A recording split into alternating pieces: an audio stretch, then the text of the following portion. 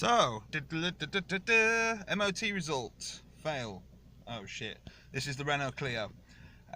Firstly, I did the reverse light switch last time, which is now MOTable, except on cars that were built pre-2009. So actually, this is a 2002, not required, but it's nice to be able to see where I'm going when I go backwards.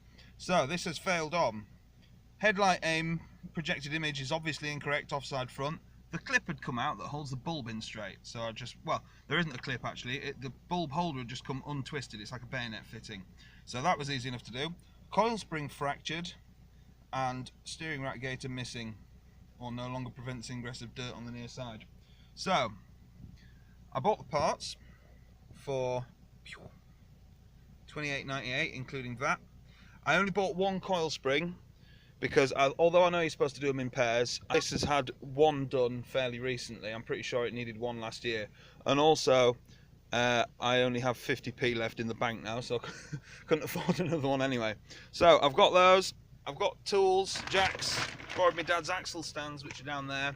It's perfect weather for working outside. Let's go and fit these. Got to go around to my father-in-law's house now because he's got a concrete driveway and mine's gravel. So once the workshop's done, I could have done this inside on concrete, but as it stands, I'm not jacking the car up on gravel and then climbing underneath it. So this is it. Got to go around to father-in-law's house. Look, he lives just around the corner.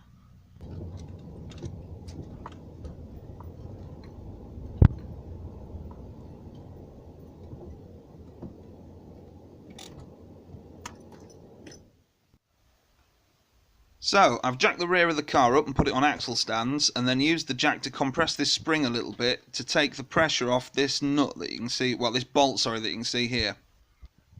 Now, this is a 19mm bolt, and it holds on the bottom end of the rear shock absorber. It normally needs a breaker bar to break it off, but in this instance I was quite lucky, thankfully, because I didn't have a breaker bar. And that'll allow the axle to swing down a bit to get the spring out. If you're doing both springs, which you're supposed to do, then undo the shock on the other side as well, and then the axle will swing a lot freer. I've removed the jack to decompress the spring so I can pull the axle down a bit. It may help if you get somebody to put a bit of weight on the wheel so that it pulls the axle down even more. That especially helped when I was putting the spring back in. Now at the moment it's only held on by the spring tension and those rubber end bits, I don't know what they're called, like dampeners, which happen to locate onto a kind of like metal lump on the axle and one above it as well. That spring is knackered, isn't it? So whatever these end pieces are called, you need to keep them and swap them onto the new spring. Oh my god, this one's actually got some springs still attached. Excellent. Now I just want to check this spring because it does say that it's for a different car. A lot of cars share parts, so I figured that it might be alright, but this is a different make of car and everything, and that is quite a lot bigger, isn't it? Could you repeat that last bit, please? Quite a lot bigger. Thanks. Now, even if both ends hadn't snapped off my old spring, I doubt it was ever that big, and it's definitely too wide, so it's completely the wrong car. I'm going to have to ring the Auto Factors place that I got it from, see if I can get them to send me another one, and in the meantime, let's check out what's in here.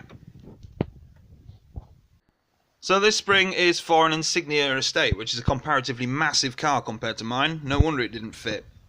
So I'm going to not be downhearted and move on to the next job, which is whipping this wheel off and having a look at that gaiter. I've got my gaiter removing tools here. And there's a new set of gaiters, complete with cable ties. I only need the one, but I might end up replacing two if it's easy. And there it is. That doesn't look like it'll prevent the ingress of dirt. They were right about that. And there doesn't seem to be a cable tie holding it on at this end either, so perhaps it'll be easy to get it off. First of all, I'm going to try the Stanley knife method. I've decided to leave the remains of the gaiter on at the moment because I'm not going to get that track rod end off in order to get a new one on for now, so that'll have its own video later on. Back to the spring. So the nice man from the Motor Factors came and gave me the correct spring. They charged me for the right one, they just gave me the wrong one. He also got me a track rod end, which was £12, and unfortunately during this time my phone got water in it, so I wasn't able to record putting the spring back in, so I'm going to give you a reconstruction. Here we go. So basically you just put the rubber cups back on the ends of the spring, locate it in at one end, onto the little notch in either the axle or the bit above it, and then locate it onto the other one. It helps if you have somebody press the wheel down for you to enlarge the gap for it to fit in, and then jack it back up slightly under the axle once it's in place. That will once again take the pressure off that 19mm bolt that holds the bottom of the dampener on, and then you torque it up and you're good to go.